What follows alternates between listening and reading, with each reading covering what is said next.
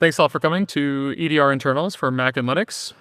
I guess a quick introduction. My name is Kyle. I currently work at Outflank, which is part of Fortra, and I do offensive R&D there. I used to work a couple of years ago, I guess, at Black Hills, actually, doing pen testing and red teaming, and I taught a training course. And my sort of focus now is on C and C++ development. I used to focus mostly on Windows, but now I do a lot of work on our Mac and Linux implants, so that's sort of where all of this came from. So today I will start by talking about a bit of background information, sort of like previous research, like generally what EDR is, and also how you could maybe reproduce some of this research if you'd like to do it yourself. And then kind of the meat of the talk is going to be on the EDR internals. And first we'll sort of spend most of our time talking about the telemetry sources, first for Mac and then for Linux. And then just a couple of days ago, actually, I added a new section where I'll talk briefly about some Sandbox detection tricks for Mac and Linux sandboxes as well. And then finally, we'll look at a sort of case study where we take the information we learned about how, in this case, a Linux EDR works, and we use that to spoof information to the like sort of cloud component. So EDR, or I guess Endpoint Detection and Response, is basically I guess it's sort of just an endpoint agent. Maybe a long time ago, you had mostly antivirus, and then like briefly we had HIDs. And EDR is sort of the like latest iteration of the endpoint agent, but it's not strictly a preventative capability like something like antivirus would be. So really all EDR is, strictly speaking, is a collection of sort of sensors that collect information on the system, and then they ship it back to some cloud component.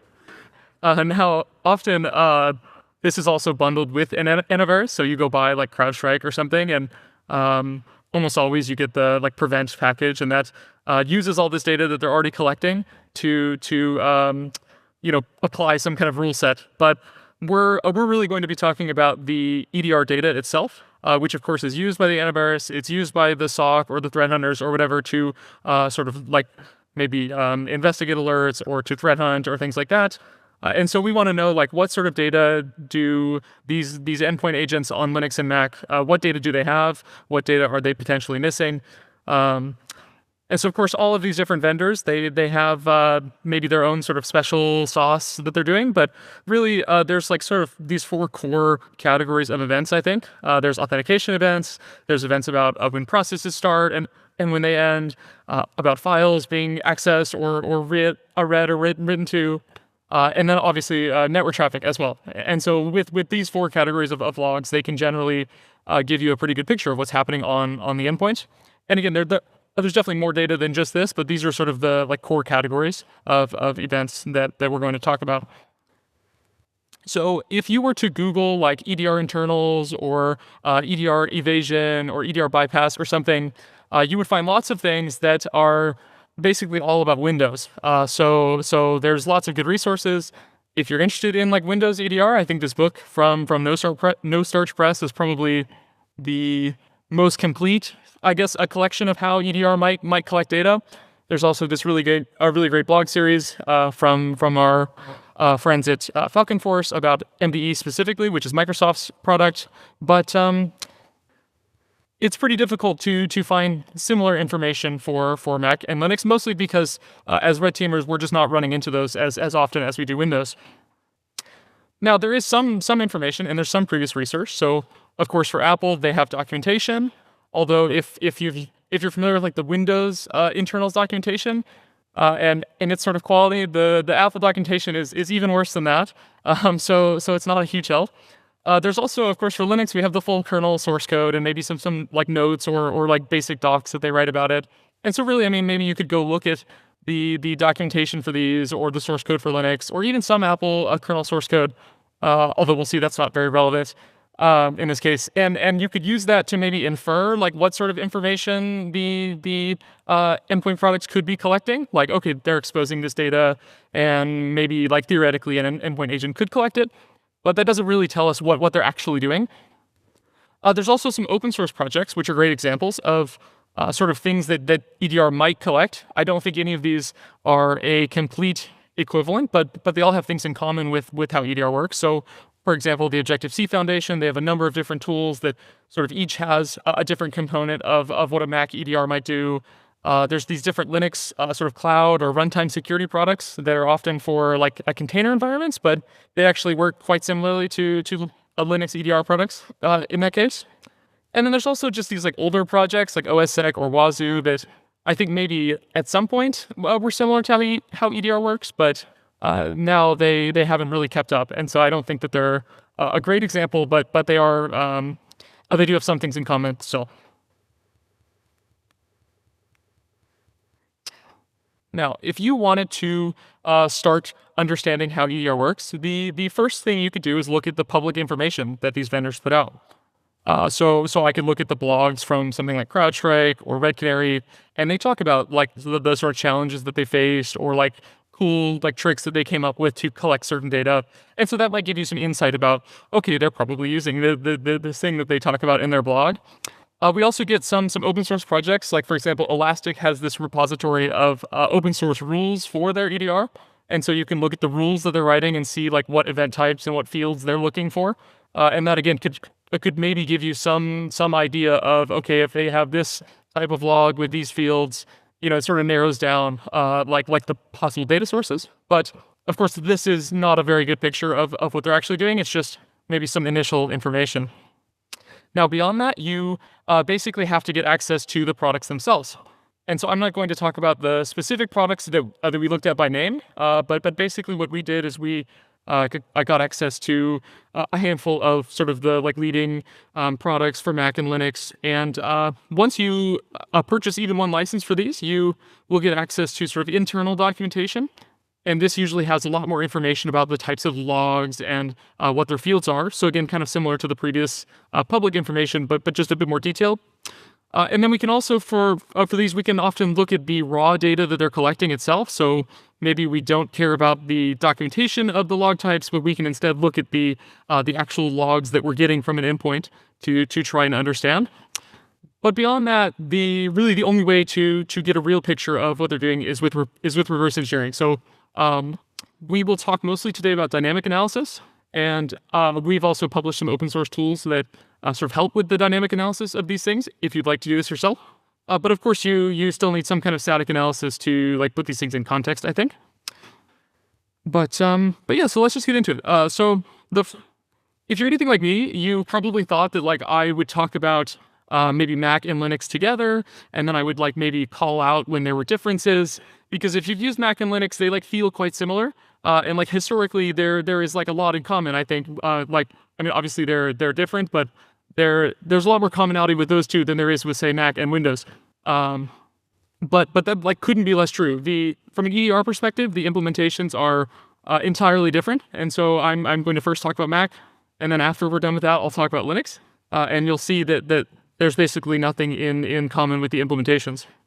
So for Mac, if you started Googling for like Mac EDR or like Mac security monitoring, you might find a couple of options that seem promising, but in fact do not appear in real EDR products.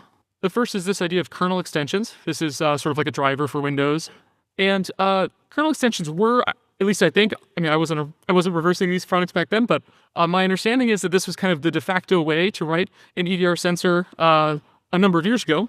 But in 2019, Apple came out with this new version of macOS, and they said, okay, you cannot write kernel extensions anymore outside of these very specific use cases, and that list like continues to shrink, and it has never included endpoint security. So basically, since Catalina, which is quite old in terms of macOS now, you cannot use a kernel extension. There's also this concept of unified logging, which has been in macOS for quite some time now.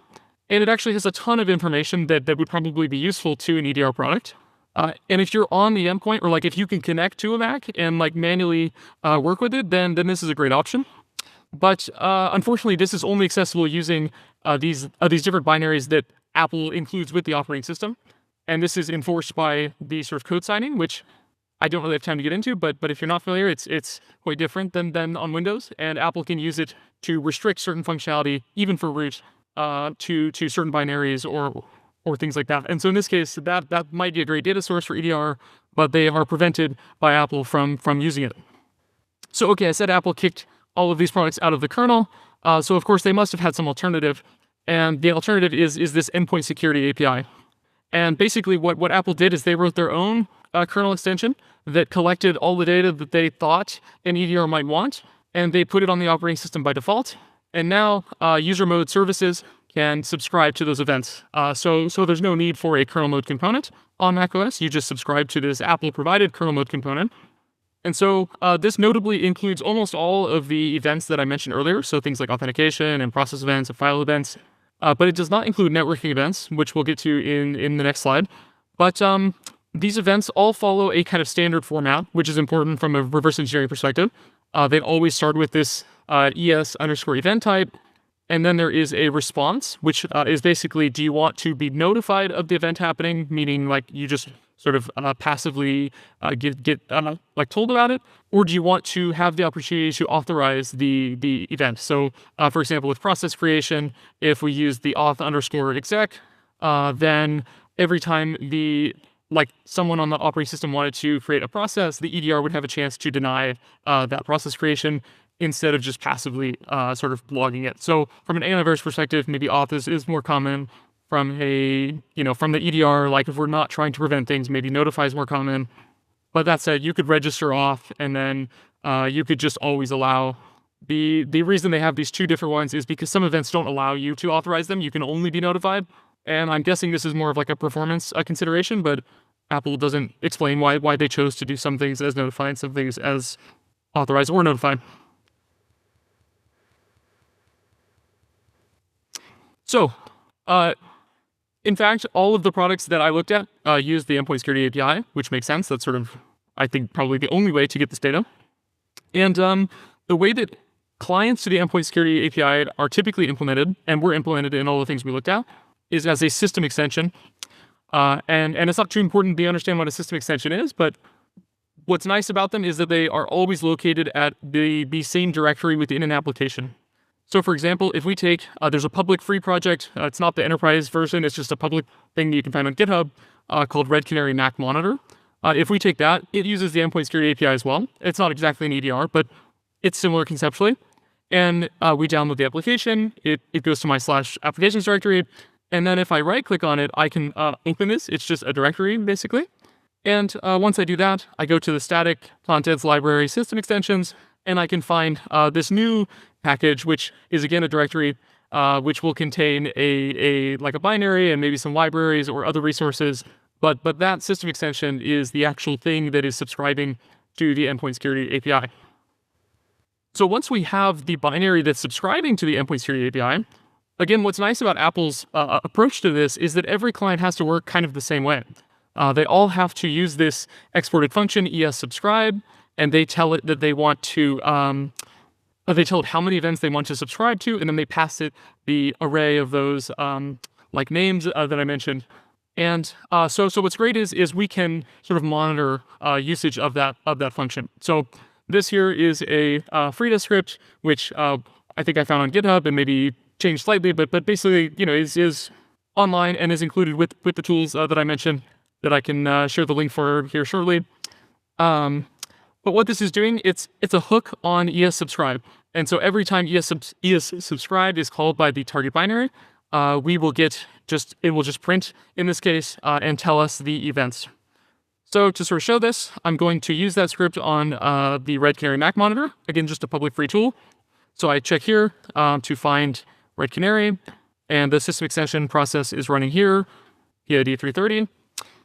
We will go ahead and use the script again in my GitHub, and then we will hook Red Canary Mac Monitor.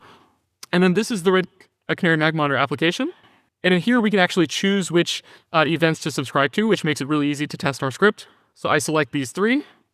And then if I go back to my terminal, we can see it printed out the names of the events.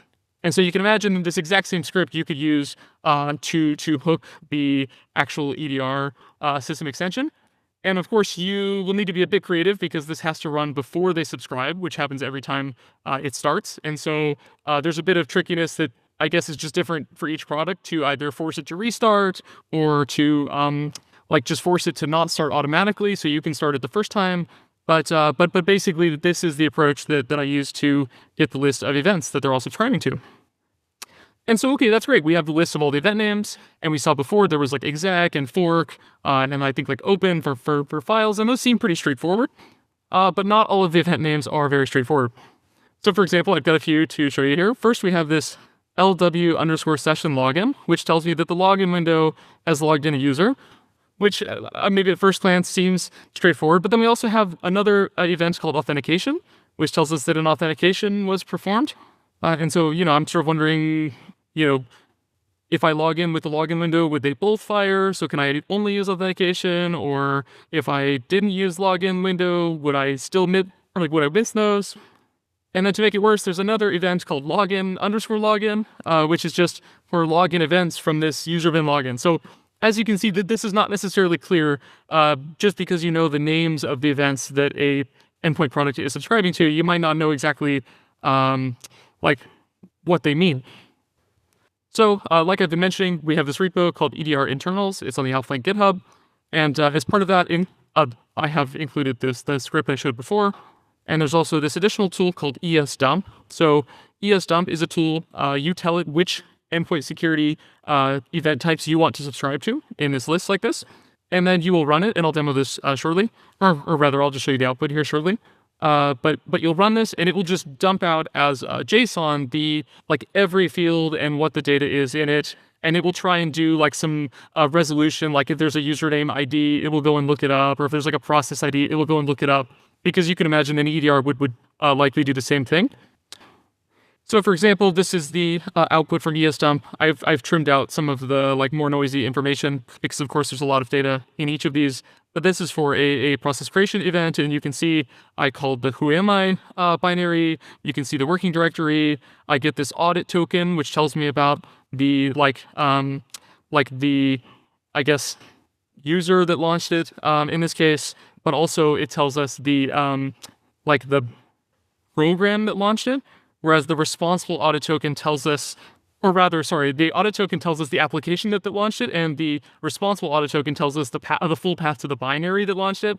Which again, if you're not familiar, on Mac, there's a distinction between applications that are running and processes that are running, and so they need two different audit tokens, one for the application and one for the specific binary.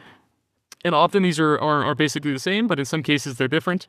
And again, we just don't have time to explain why those fields might be different. But needless to say, the point of this is that you can see the exact full set of data that a product would get if they subscribe. So when you combine these two things, you can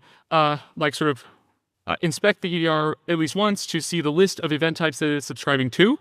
And then once you've done that, you can use something like ESDump to dump out examples for each of those to see what raw data they're getting. So you can run ESDump, and then you can go log in and see which of the login event types are actually firing and what data are included in those.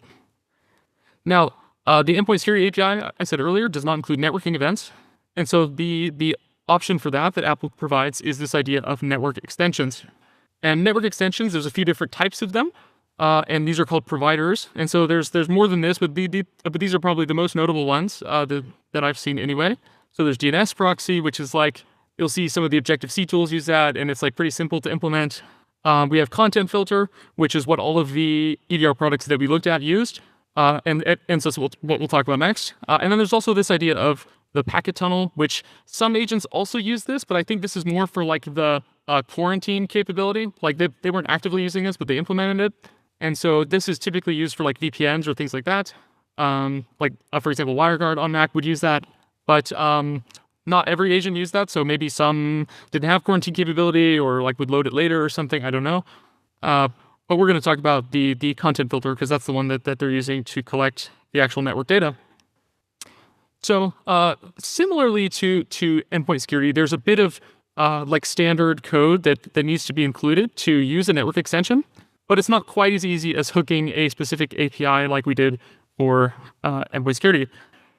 In this case, what we do instead is we go to the system extension, and it will include this plist file. A plist is sort of analogous to the registry on Windows, but they are packaged with the binaries themselves, and they just sort of define how they work. And if you have a network extension, it will define the provider class name. So in this case, that name at the bottom, DNS proxy provider, that is not just like a standard string. It's an arbitrary value that the developer set. And that is the name of the Objective-C class that the network extension exposes that implements the like necessary functions. So in the screenshot on the right, I've opened Hopper, which is a disassembler for macOS, and I just searched for this string DNS proxy provider, and now we can see a number of methods, again, that are sort of the required methods for this class to function. At least some of them are. And that gives us the sort of starting point of like, this is the method, at least from a static perspective or dynamic, if we want to debug it. This is the method that is responsible for like tunneling network traffic.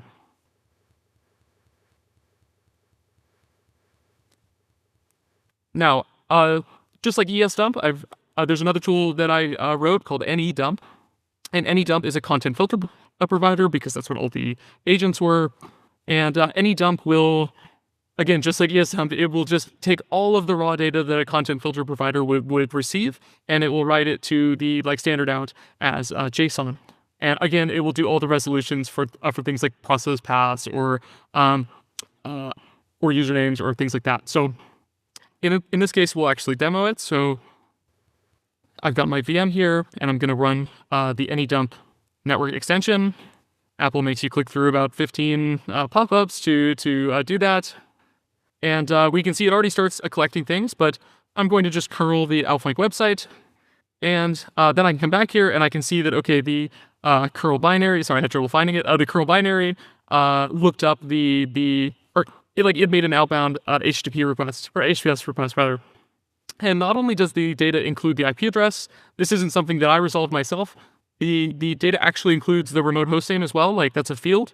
And so this is maybe interesting, at least it was to me, that for like the network traffic monitoring, they're receiving not only the responsible program and its PID and the user that used the program, they're also receiving any like host names that are resolved at the time of collection. So you could imagine that if I was an EDR vendor and I collected maybe just the IP addresses, then maybe later the DNS is different. So it's nice that Apple sort of includes that information for them.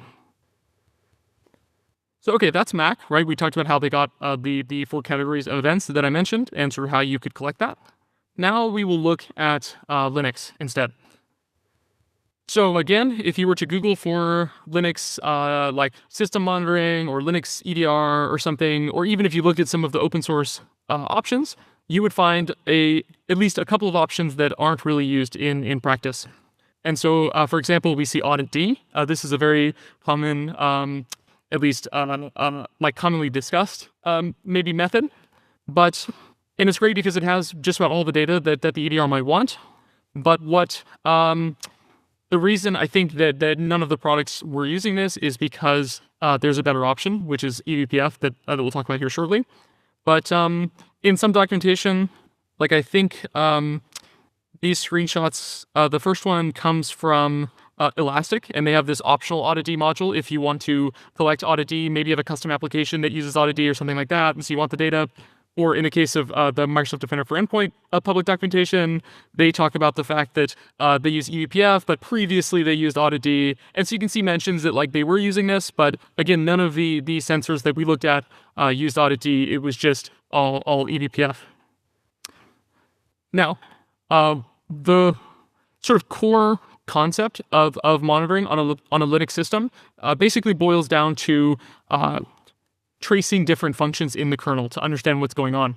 So unlike Windows and Mac, I suppose, where the operating system prevents you from like hooking or tampering with functions in the kernel, Linux actually sort of encourages you to do this. They have these different ways that you can like sort of hook into these functions that are built in, and they add new ways to do this all the time. And so depending on the kernel version, like some of these may be supported and some of them may not be.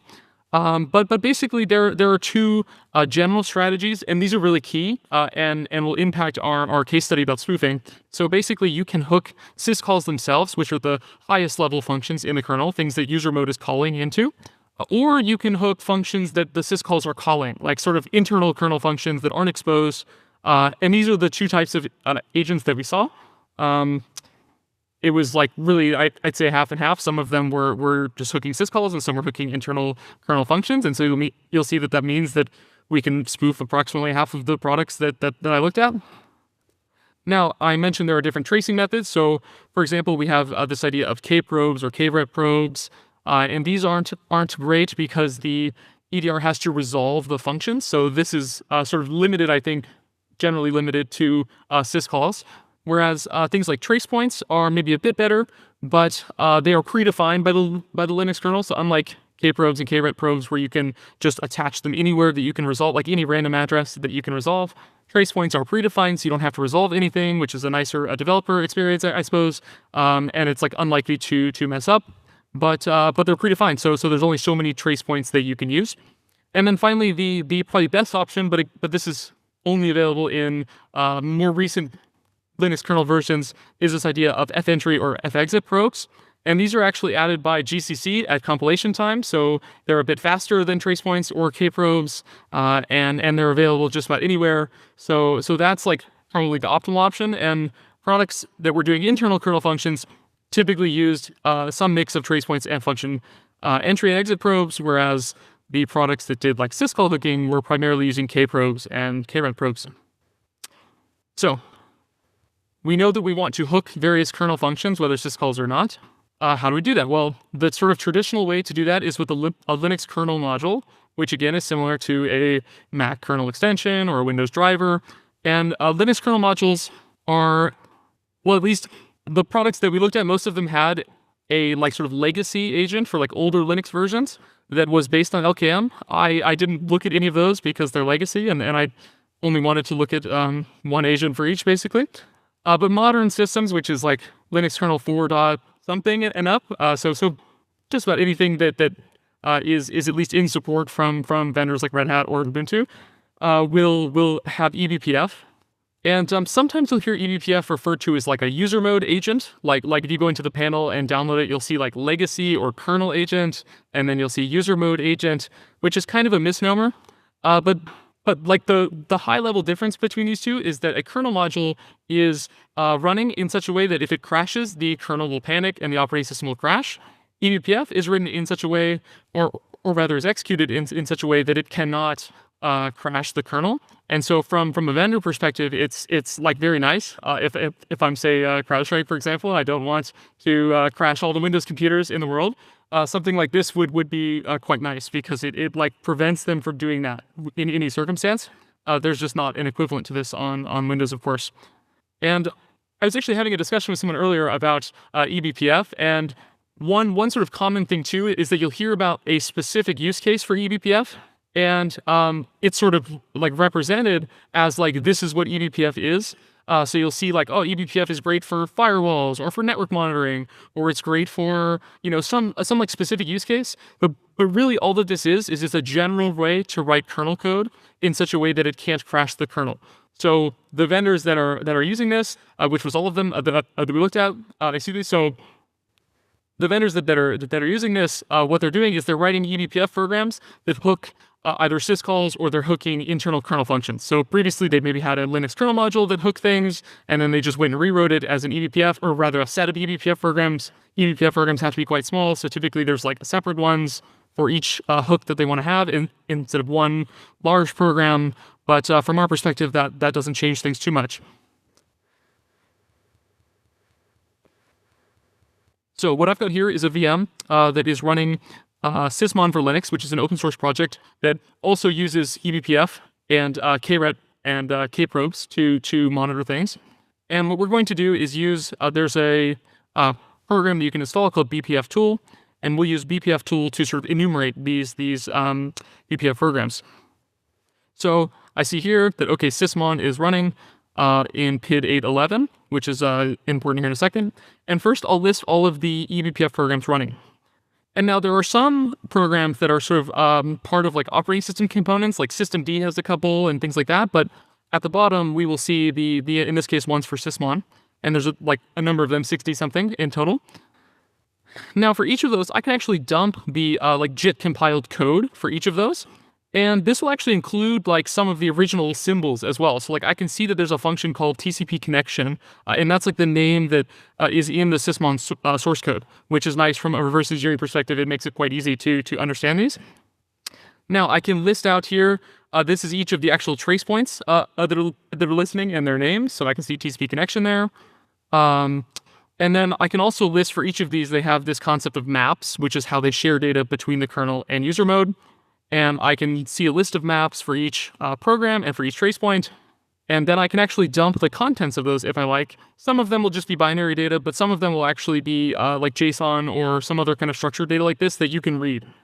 And so dumping all the eBPF info for some sensors didn't give me a lot of information because they like stripped symbols and they did everything in some kind of binary format that wasn't obvious, at least not with static analysis. But for other agents, they basically didn't try to obfuscate this at all. And so you could dump this information and get a lot of information about like the specific syscalls or kernel functions that they were hooking and how they were sharing data back and forth and what the field names were.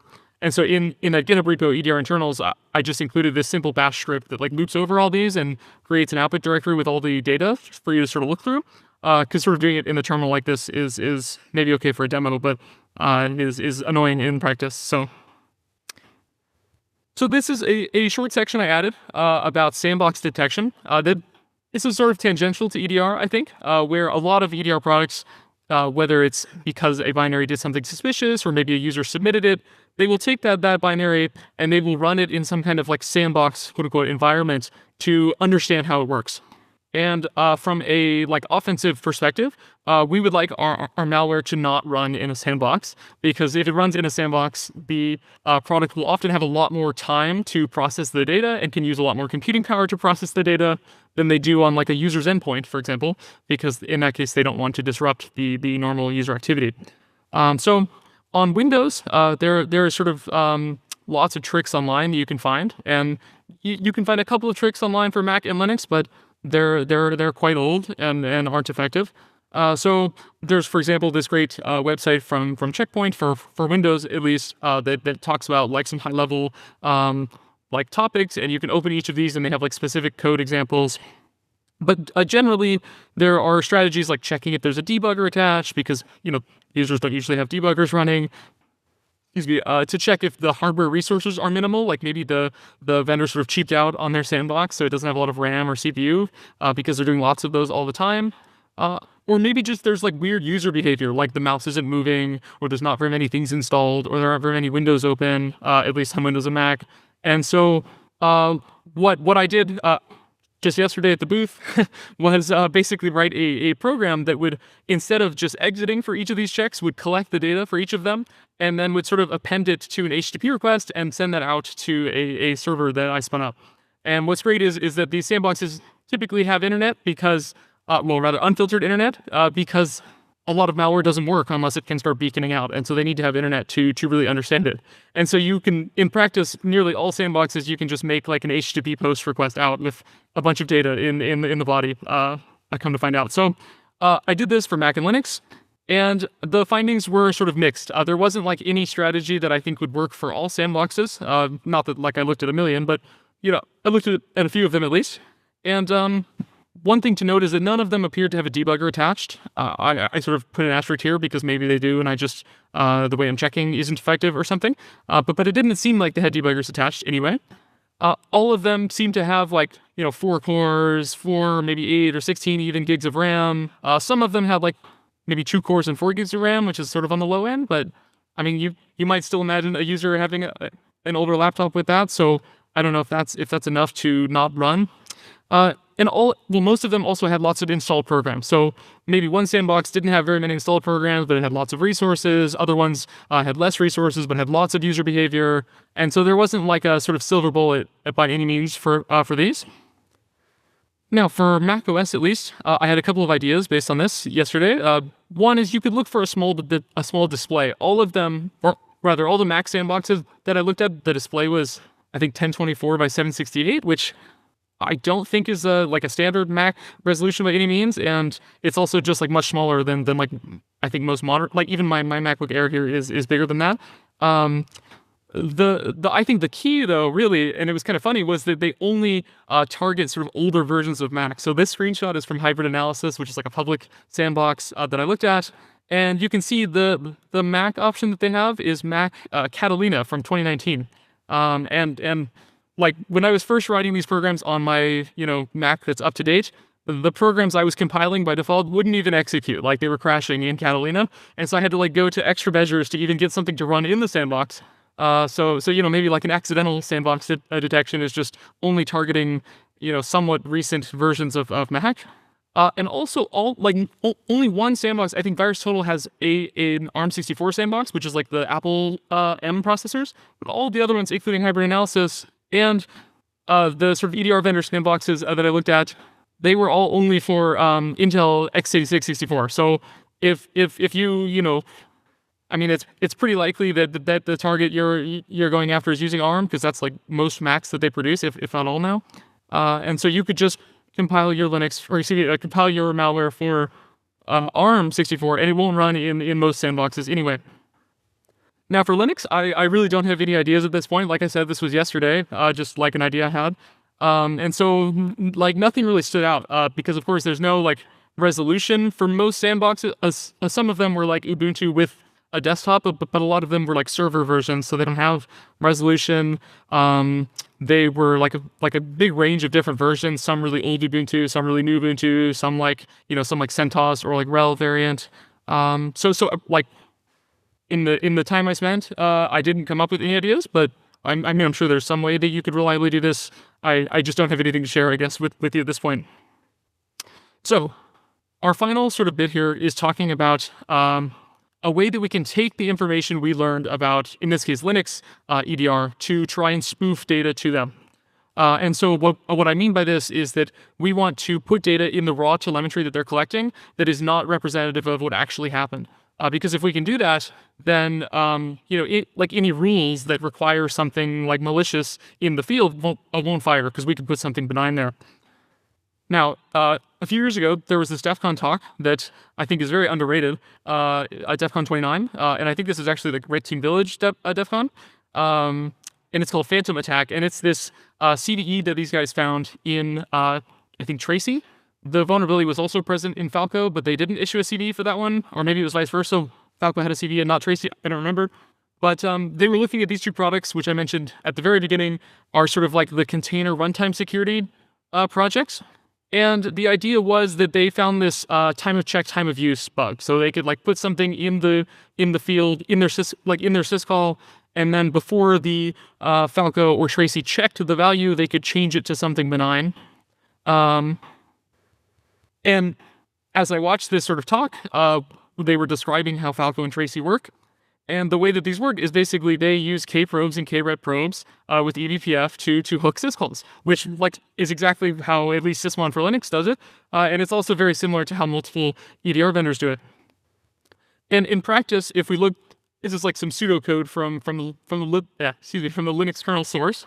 And we can see that there's this point where they're checking something either before or after the syscall happens. In practice, at least in Falco and Tracy, I believe it was at exit.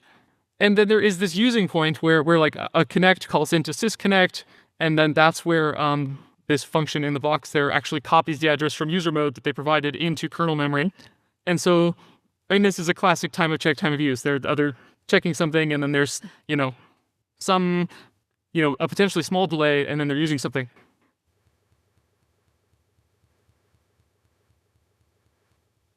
Now, the way that Phantom Attack works is basically you have these three threads, and so I made this kind of diagram to walk through it with you, and then we'll have a demo of it as well.